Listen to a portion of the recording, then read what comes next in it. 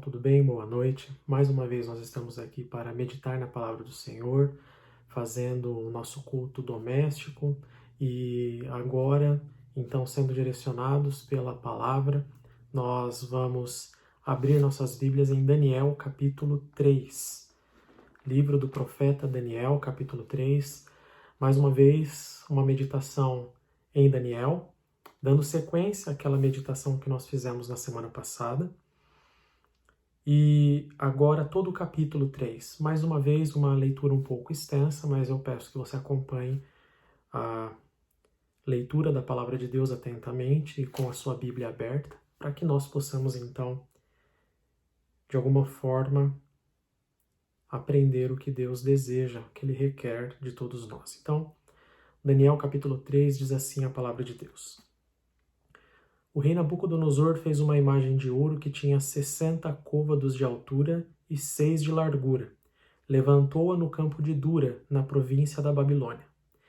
Então o rei Nabucodonosor mandou ajuntar os sátrapas, os prefeitos, os governadores, os juízes, os tesoureiros, os magistrados, os conselheiros e todos os oficiais das províncias, para que viessem à consagração da imagem que o rei Nabucodonosor tinha levantado. Então se ajuntaram os sátrapas, os prefeitos, os governadores, os juízes, os tesoureiros, os magistrados, os conselheiros e todos os oficiais das províncias para a consagração da imagem que o rei Nabucodonosor tinha levantado, e estavam em pé diante da imagem que Nabucodonosor tinha levantado. Nisto, o arauto apregoava em alta voz: Ordena-se a vós outros, ó povos, nações e homens de todas as línguas, no momento em que ouvirdes o som da trombeta, do pífaro, da harpa, da cítara, do saltério, da gaita de foles e de toda sorte de música, vos prostrareis e adoreis a imagem de ouro que o rei Nabucodonosor levantou. Qualquer que se não prostrar e não a adorar será, no mesmo instante, lançado na fornalha de fogo ardente. Portanto, quando todos os povos ouvirem o som da trombeta, do pífaro, da harpa, da cítara, do saltério e de toda sorte de música, se prostraram os povos, nações e homens de todas as línguas e adoraram a imagem de ouro que o rei Nabucodonosor tinha levantado. Ora, no mesmo instante se chegaram alguns homens caldeus e acusaram os judeus. Disseram ao rei Nabucodonosor: Ó rei, vive eternamente. Tu, ó rei, baixaste um decreto pelo qual todo homem que ouvisse o som da trombeta, do pífaro, da harpa, da cítara, do saltério, da gaita de foles e de toda sorte de música, se prostraria e adoraria a imagem de ouro. E qualquer que não se prostrasse e não adorasse seria lançado na fornalha de fogo ardente. Há uns homens judeus que tu constituísse sobre os negócios na província da Babilônia, Sadraque, Mesaque e Abednego. Estes homens, ó rei, não fizeram caso de ti. A teus deuses não servem, nem adoram a imagem de ouro que levantaste. Então Nabucodonosor, irado e furioso, mandou chamar Sadraque, Mesaque e Abednego. E trouxeram a estes homens perante o rei.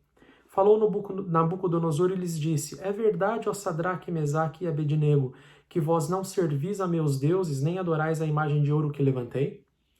Agora, pois, estai dispostos, e quando ouvirdes o som da trombeta, do pífaro, da cítara, da harpa, do saltério, da gaita de foles, prostrai-vos e adorai a imagem que fiz. Porém, se não a adorardes, sereis, no mesmo instante, lançados na fornalha de fogo ardente. E quem é o Deus que vos poderá livrar das minhas mãos? Responderam Sadraque, Mesaque e Abednego ao rei: Ó Nabucodonosor, quanto a isto não necessitamos de te responder. Se o nosso Deus a quem servirmos quer livrar-nos, ele nos livrará da fornalha de fogo ardente e das tuas mãos, ó rei. Se não, fica sabendo, ó rei, que não serviremos a teus deuses, nem adoraremos imagem de ouro que levantaste. Então Nabucodonosor se encheu de fúria e, transtornado o aspecto do seu rosto contra Sadraque, Mesaque e Abednego, ordenou que se acendesse a fornalha 7 vezes mais do que se costumava. Ordenou aos homens mais poderosos que estavam no seu exército que atassem a Sadraque, Mesaque e Abednego e os lançassem na fornalha de fogo ardente. Então estes homens foram atados com os seus mantos, suas túnicas e chapéus e suas outras roupas e foram lançados na fornalha sobremaneira acesa. Porque a palavra do rei era urgente, a fornalha estava sobremaneira acesa, as chamas de fogo mataram os homens que lançaram de cima para dentro a Sadraque, Mesaque e Abednego. Estes 3 homens, Sadraque, Mesaque e Abednego, caíram atados dentro da fornalha, sobremaneira acesa. Então o rei Nabucodonosor se espantou e se levantou depressa e disse aos seus conselheiros: Não lançamos nós 3 homens atados dentro do fogo? Responderam ao rei: É verdade, ó rei. Tornou ele e disse: Eu, porém, vejo 4 homens soltos que andam passeando dentro do fogo sem nenhum dano, e o aspecto do quarto é semelhante a um filho dos deuses. Então se chegou Nabucodonosor à porta da fornalha sobremaneira acesa, falou e disse: Sadraque, Mesaque e Abednego, servos do Deus Altíssimo, saí e vinde. Então Sadraque, Mesaque e Abednego saíram do meio do fogo. Ajuntaram-se os sátrapas, os prefeitos, os governadores e conselheiros do rei, e viram que o fogo não teve poder algum sobre os corpos destes homens, nem foram chamuscados os cabelos da sua cabeça, nem os seus mantos se mudaram, nem cheiro de fogo passara sobre eles. Falou Nabucodonosor e disse: Bendito seja o Deus de Sadraque, Mesaque e Abednego, que enviou seu anjo e livrou seus servos que confiaram nele, pois não quiseram cumprir a palavra do rei, preferindo entregar o seu corpo a servirem e adorarem a qualquer outro Deus senão ao seu Deus. Portanto, faça um decreto pelo qual todo povo, nação e língua que disser blasfêmia contra o Deus de Sadraque, Mesaque e Abednego seja despedaçado e as suas casas sejam feitas em monturo, porque não há outro Deus que possa livrar como este. Então, o rei fez prosperar a Sadraque, Mesaque e Abednego na província da Babilônia. Vamos orar? Senhor, nós temos a Tua palavra aberta em nossa frente, carecemos da iluminação do Teu Santo Espírito para compreendê-la e, entendendo-a, Senhor, sendo semeada em nossos corações, o mesmo Espírito dá vida a todos nós e ela frutifica. Então, nós te pedimos que todas essas coisas aconteçam conosco. Essa é a nossa oração em nome de Jesus. Amém. Na semana passada, nós meditamos um pouquinho no capítulo 2 de Daniel. E o capítulo 2 de Daniel relatava um sonho que Nabucodonosor tinha tido, e ele gostaria de saber o sonho e a interpretação. E nós vimos que só Deus é capaz de revelar esses mistérios, e ele faz isso através de Daniel. E Daniel revela isso ao rei Nabucodonosor, e ao que intrigava Nabucodonosor no seu sonho é que ele via uma grande imagem, e essa imagem era composta de alguns metais, ou de algumas partes, né? Cabeça de ouro, braços e peitos e braços de prata, abdômen e cintura de bronze, tinha as pernas de ferro e os pés de ferro misturado com lama, misturado com lodo. E aí então nós percebemos na interpretação que Daniel explicitamente diz para Nabucodonosor que ele era a cabeça de ouro. Só que todo o resto eram outros reinos que viriam depois dele, mas uma grande pedra cortaria todos eles, né, e esmagaria, sendo o maior reino de todos os reinos, né, que é o reino de Deus na pessoa e obra do seu Filho Jesus Cristo.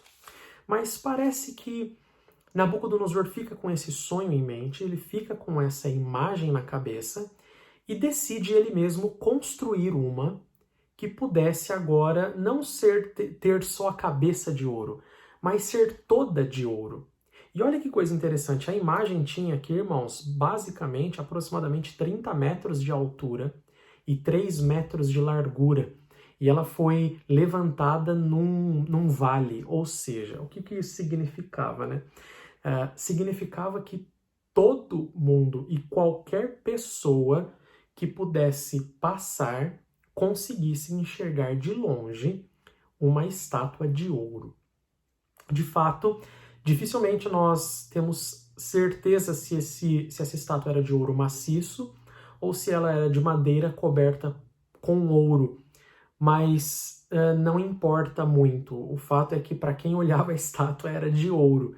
E imagina, então, num vale, num lugar onde todos podem ver uma estátua com o sol brilhando, ou seja, Nabucodonosor me parece que quer desafiar o sonho e a interpretação que ele teve do próprio Deus. Embora no final do capítulo a gente viu que ele, ai, nossa, que legal, né? Que bom que eu sou e que você, Daniel, deu essa interpretação, você realmente é muito sábio.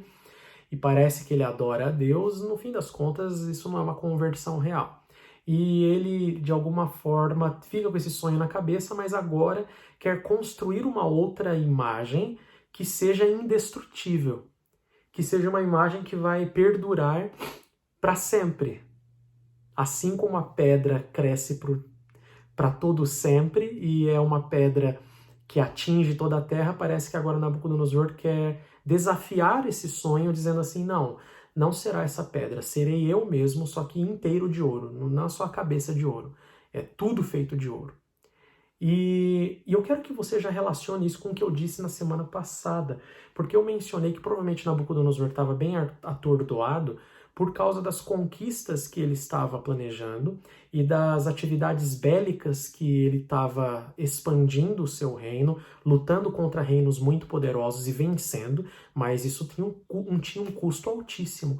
E agora Nabucodonosor usa uma quantidade absurda de ouro para fazer uma estátua que nós não sabemos se era dele mesmo ou de Marduk, o deus que ele adorava.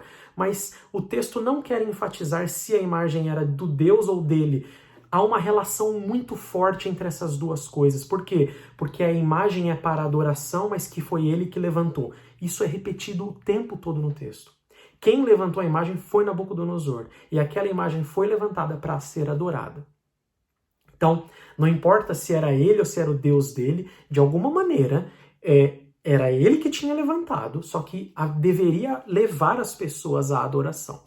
Aqui já tem um contraste interessante para você poder refletir. Os homens de tão poderosos que ficam, eles acabam ficando, às vezes, completamente inebriados com o poder.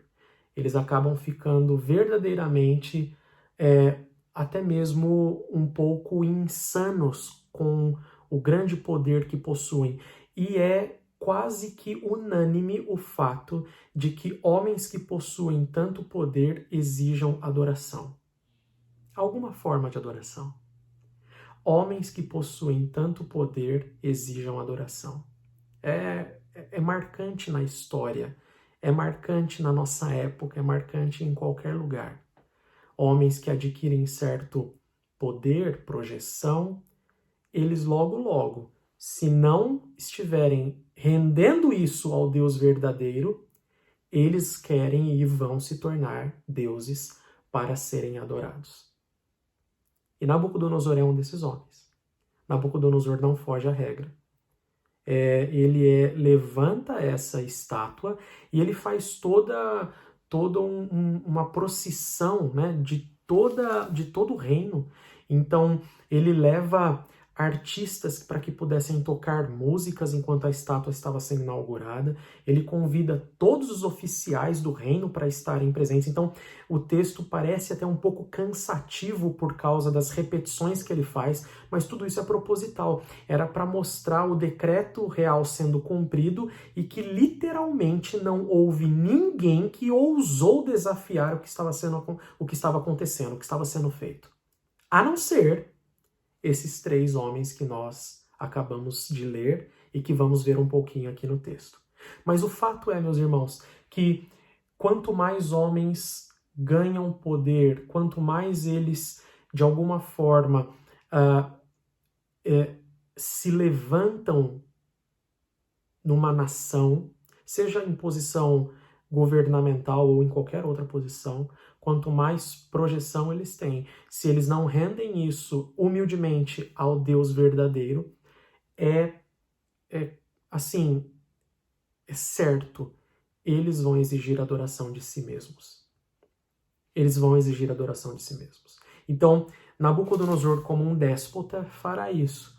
Ele levanta essa imagem para que todo o reino adore o seu Deus ou a ele mesmo. Aqui já não há muita distinção, e eu acho que o texto está escrito dessa forma, literalmente, para nos dar essa impressão. Você não sabe se ele queria adoração para ele ou para o Deus dele, que no fim das contas não ia mudar nada.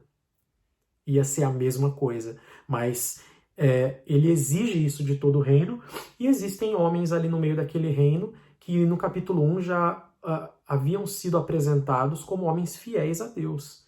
E eles estavam ali na corte servindo ao rei, eles foram colocados com uma posição de proeminência na Babilônia, mas eles não fazem parte da Babilônia nesse sentido.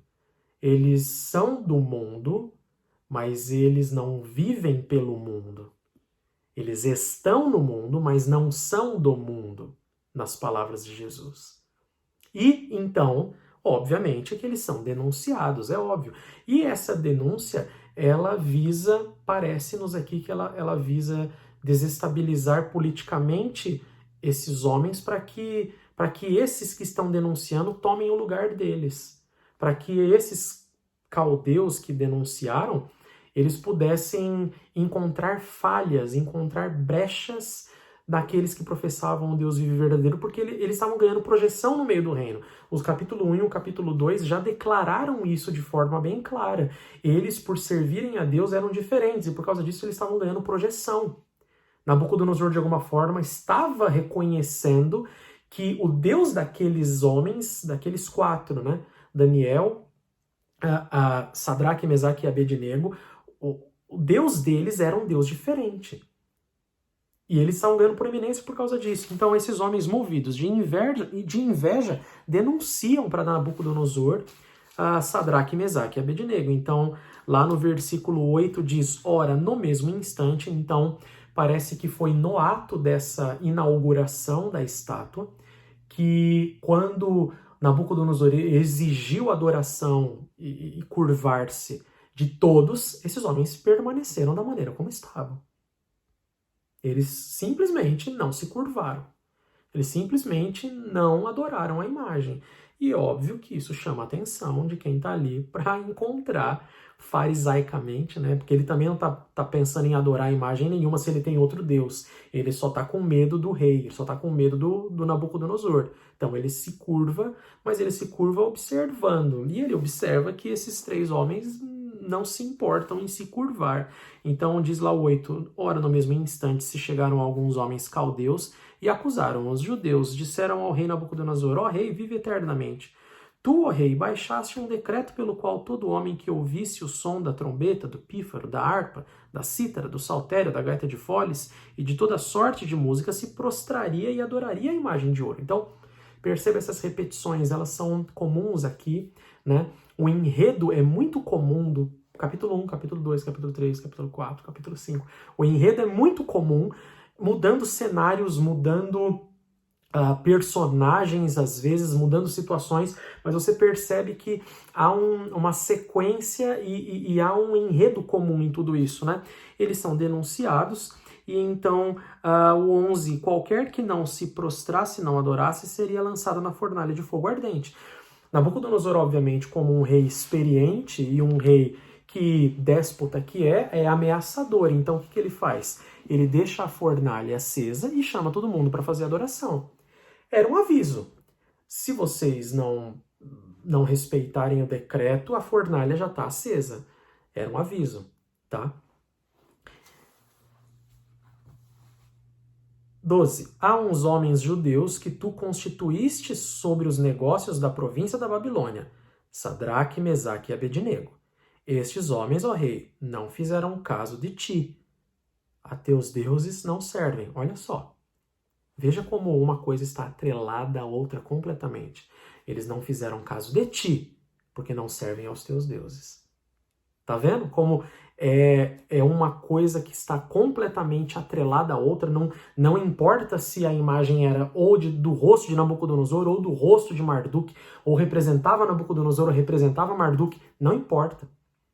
De alguma forma, isso é muito claro aqui nesse texto, façamos deuses conforme nossa imagem, enquanto nós fomos criados à imagem de Deus.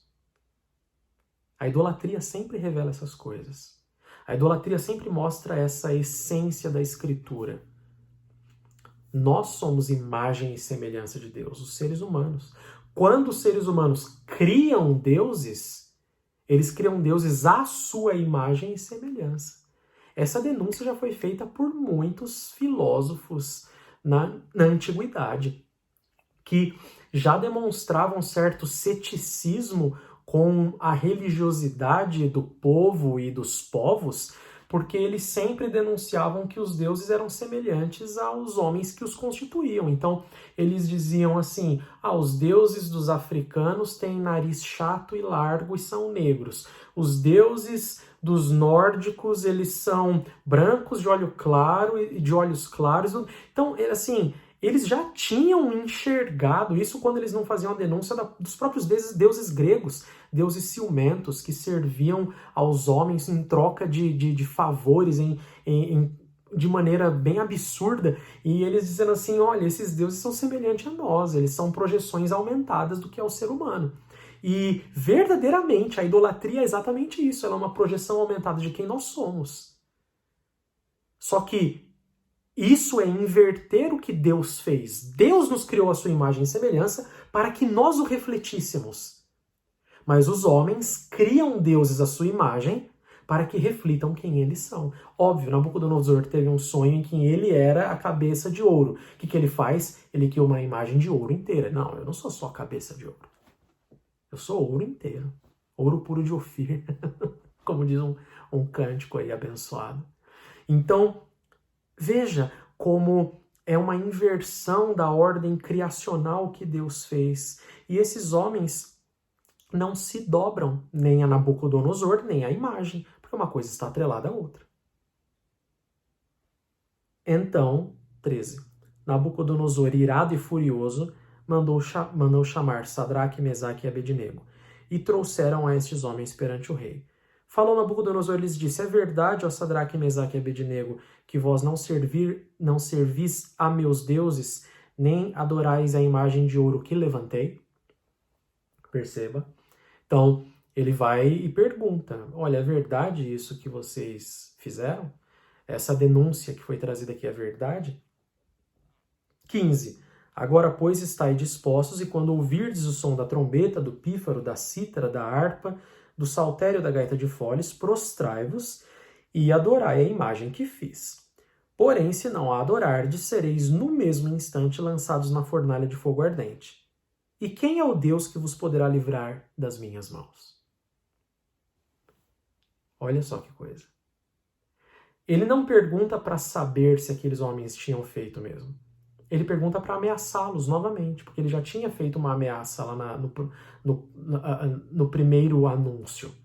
Aqui ele não quer saber se é verdade, ele só quer que aqueles homens adorem publicamente a si mesmo, Nabucodonosor, e ao Deus dele.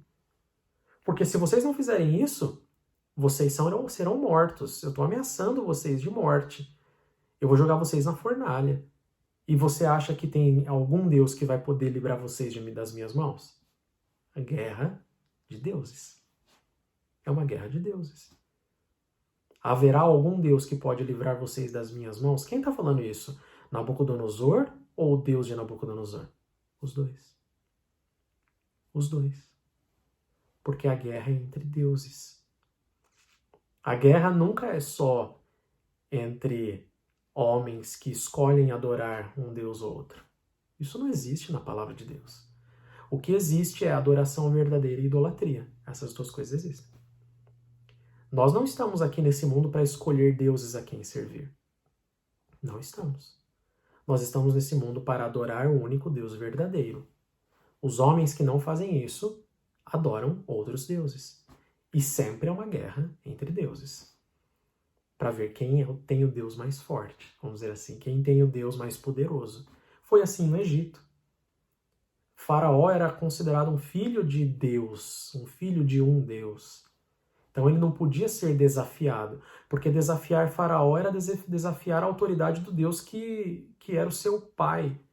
Aqui é a mesma coisa. Desafiar Nabucodonosor é desafiar os deuses de Nabucodonosor.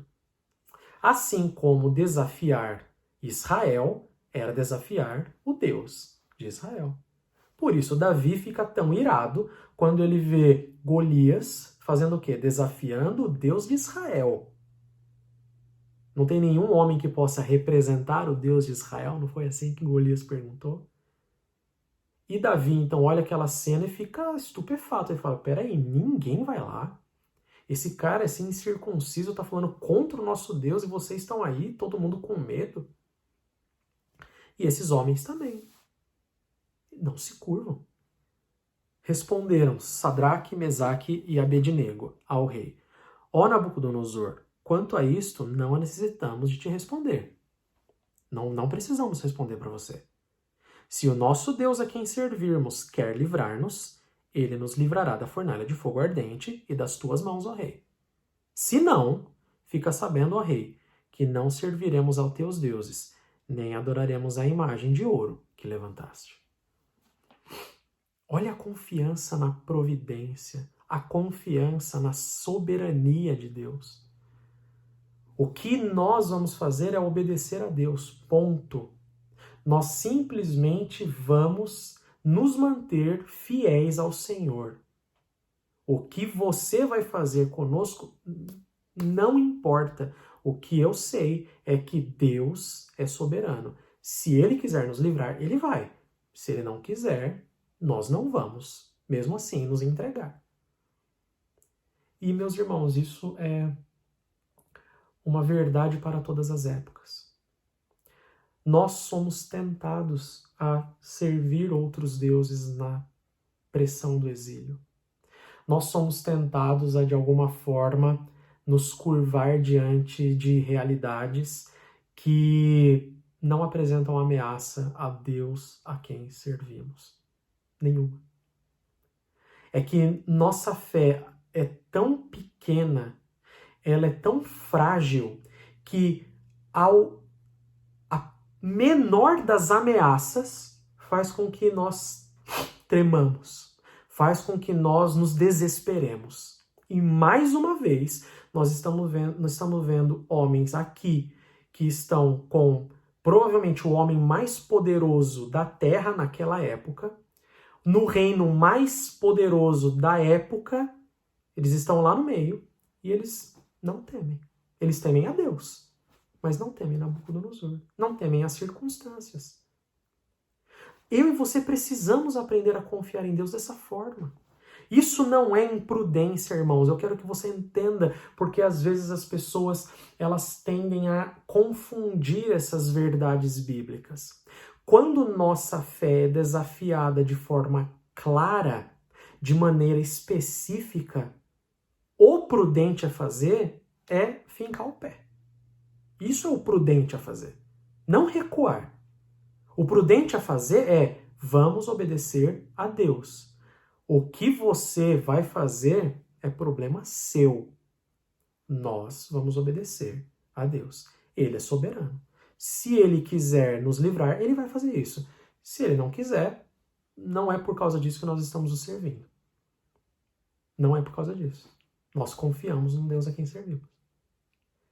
E eu e você temos que ter essa lição muito clara na nossa vida. Nós precisamos aprender a confiar em Deus em todos os momentos, cada vez mais intensamente, principalmente quando parece que temos tudo a perder. Não é interessante essa questão de que nós confiamos em Deus na medida em que parece que não temos muitas coisas a perder? Então, a gente confia em Deus, mas se precisa perder o nosso conforto, aí já, olha, vai ficar difícil. A gente confia em Deus, mas se precisa perder o nosso emprego, nossa, agora ficou pesado. A gente confia em Deus, mas se precisar perder a nossa vida, aí então não é para mim, verdadeiramente. Provavelmente não seja para você. Porque ou você se satisfaz em Deus, ou você não se satisfaz com nada dessa vida. Você só está usando Deus por pretexto. Ou você se satisfaz plenamente em Deus, e isso é suficiente para você, ou você tenta se satisfazer em outras coisas, e nada nunca é suficiente para satisfazer um coração assim. Veja, Nabucodonosor não tinha um coração satisfeito. Ele poderia ter se satisfeito com o plano de Deus, falando, olha, essa grande pedra, esse reino de Deus, que maravilha, que bênção. Não, ele quis desafiar o plano de Deus. Ah, é? Então deixa eu construir uma estátua toda de ouro para ver se agora essa pedra vai destruir. Mais ou menos isso. E esses homens demonstram essa resiliência, eles demonstram essa perseverança em meio a perseguições, em meio à negação da sua fé.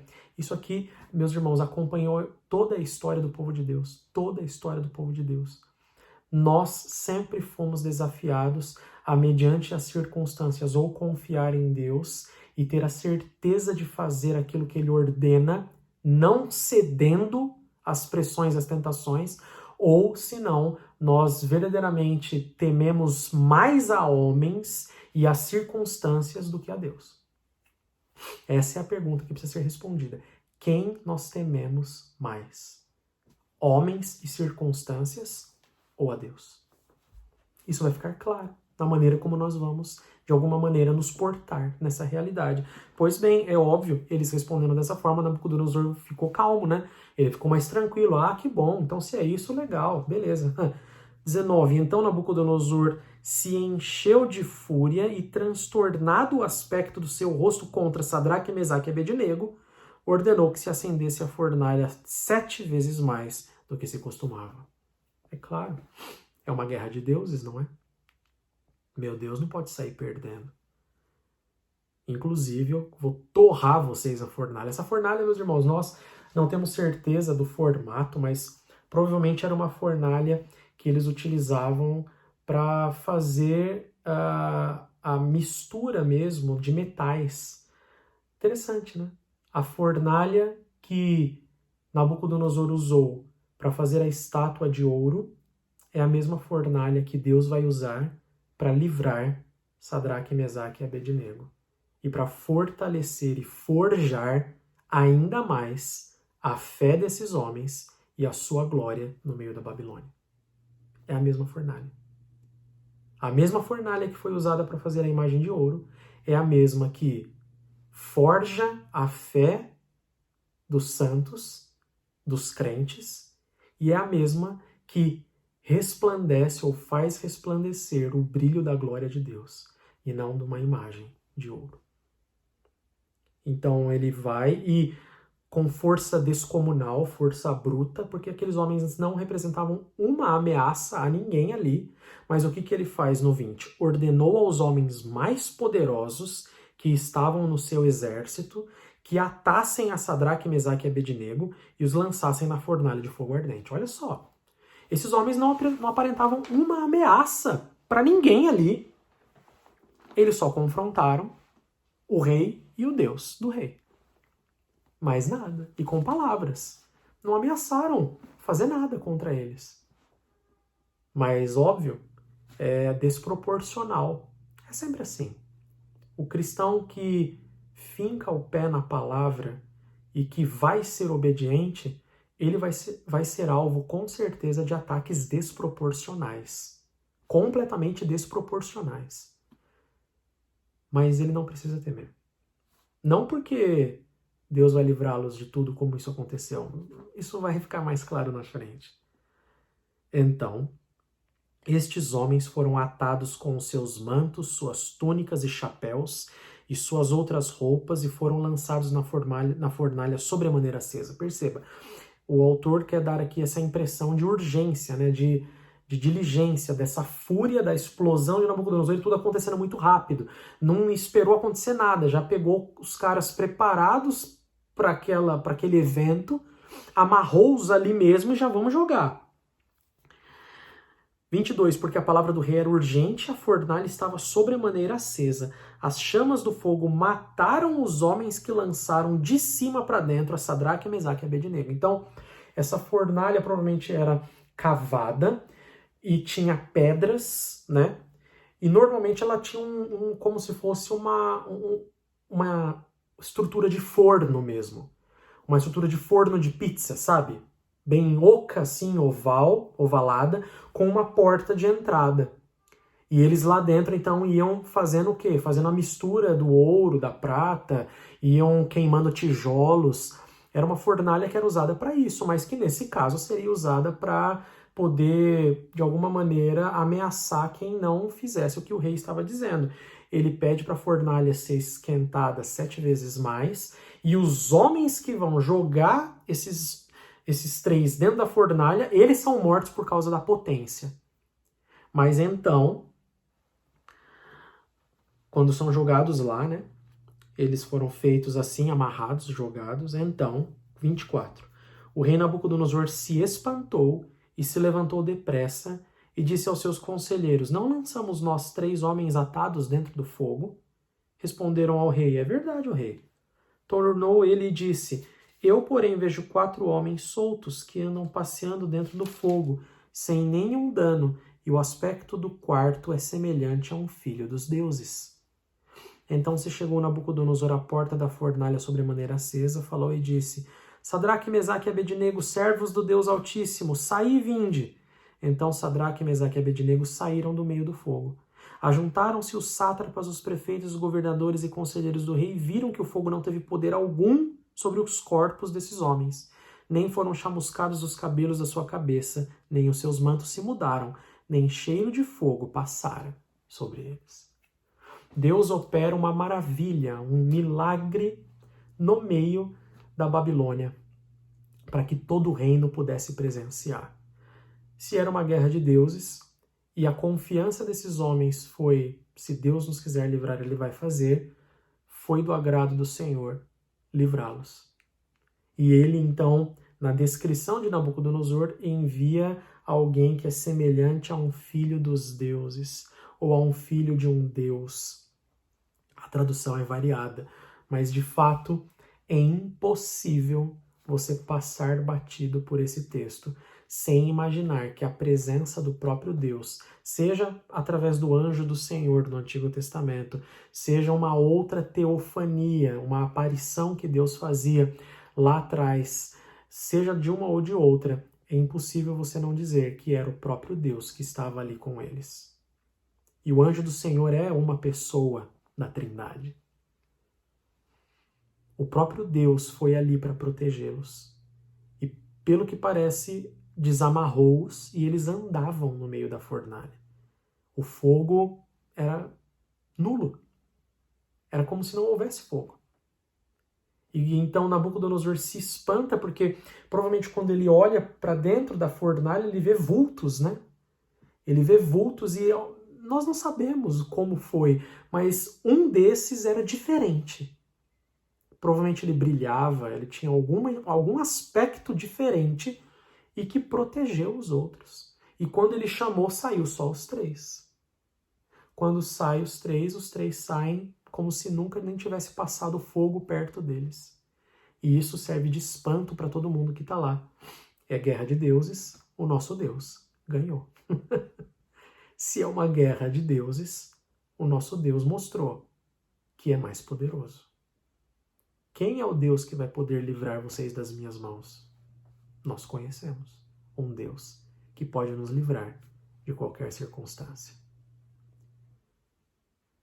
Falou Nabucodonosor e disse: Bendito seja o Deus de Sadraque, Mesaque e Abednego, que enviou o seu anjo e livrou os seus servos que confiaram nele, pois não quiseram cumprir a palavra do rei, preferindo entregar o seu corpo a servirem e adorarem a qualquer outro Deus, senão ao seu Deus. Olha só, Nabucodonosor convertido de novo aí. Que nada, jogada política, irmãos. Comum, tá? Muito comum. Desde a antiguidade. Lembra de Faraó? Moisés, Arão, orem ao seu Deus, por favor. Orem por mim. Nabucodonosor, olha que Deus grandioso que é esse, né? Poxa vida. Não há transformação verdadeira. Mas, de fato, há manifestação da glória de Deus no meio da Babilônia. O testemunho desses homens faz com que agora todo o reino da Babilônia presencie que o Deus deles é um Deus diferente. Todo o reino da Babilônia consegue ser demonstrado para eles agora que o Deus de Sadraque, Mesaque e Abednego é um Deus poderoso. Ou, nas palavras do rei, um Deus altíssimo. Portanto, faço um decreto pelo qual todo povo, nação e língua que disser blasfêmia contra o Deus de Sadraque, Mesaque e Abednego seja despedaçado. Lembra dos homens que fizeram a denúncia? Guerra de deuses, né? Quem quiser denunciar esses homens agora, tá perdido. Porque não é só eles que estão sendo representados, é o Deus deles. Lembra a questão da imagem? Eles são a imagem de Deus de forma verdadeira e representam o Deus de Israel. Eles não precisam criar nenhuma imagem para representar o Deus de Israel. Eles representam. Então, quem falar mal contra o Deus deles está fazendo uma blasfêmia enorme. E as suas casas sejam feitas em monturo, porque não há outro Deus que possa livrar como este. Verdade, Nabucodonosor. Então o rei fez prosperar a Sadraque, Mesaque e Abednego na província da Babilônia. Eles saem fortalecidos. Ao invés de a armadilha dos caldeus fazer com que eles fossem destruídos, eles saem mais fortalecidos e ainda mais influentes no meio do reino. Queridos irmãos, o que isso significa? Significa que eu e você, então, podemos contar com toda sorte de ameaças e que nós firmemente vamos manter o nosso pé e Deus vai nos fazer, então, ou andar por sobre as águas ou vai nos fazer, de alguma forma, passar por uma fornalha sem ser queimado. Como é que isso se aplica a nós hoje? Queridos, eu e você precisamos entender que essas grandes histórias do passado remetem a uma grande história de um grande livramento que Deus fez. E que, interessantemente, é um livramento do meio do fogo. É um livramento que faria com que todos aqueles que fossem condenados experimentassem eternamente destruição. Experimentassem eternamente o fogo que consumirá e não se apagará.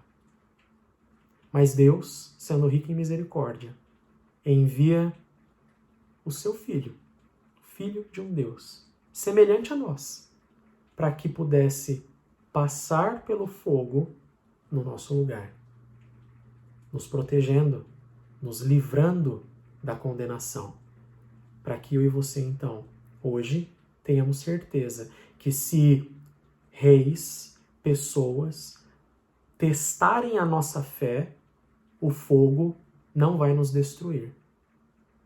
Não vai nos condenar. O fogo vai depurar ainda mais a fé que nós temos. O fogo vai fazer com que brilhe ainda mais a glória de Deus. Isso representa o fato de que Deus é um Deus providente e providenciou libertação. E providenciou um resgate de um fogo que nos causaria muito mal, mas que por causa da sua graça e misericórdia, por causa do seu Filho, já não nos causa mais mal. No meio do exílio, se nós experimentarmos o fogo da fornalha, lembre-se que o fogo da fornalha é para depurar, limpar, é para que faça com que a sua fé seja ainda mais aumentada. É para que a sua fé seja ainda mais provada, testada e aprovada. O fogo não nos causa mais mal, porque agora ele faz brilhar em nós e através de nós a glória do nosso Deus, como imagem e semelhança dele. Deus assim nos abençoe. Amém. Vamos orar? Senhor, muito obrigado pela tua palavra que nos ensina, nos exorta e nos consola. Nós te agradecemos, ó Pai, porque o teu Filho Jesus Cristo é aquele que vem até nós para nos livrar do fogo do inferno.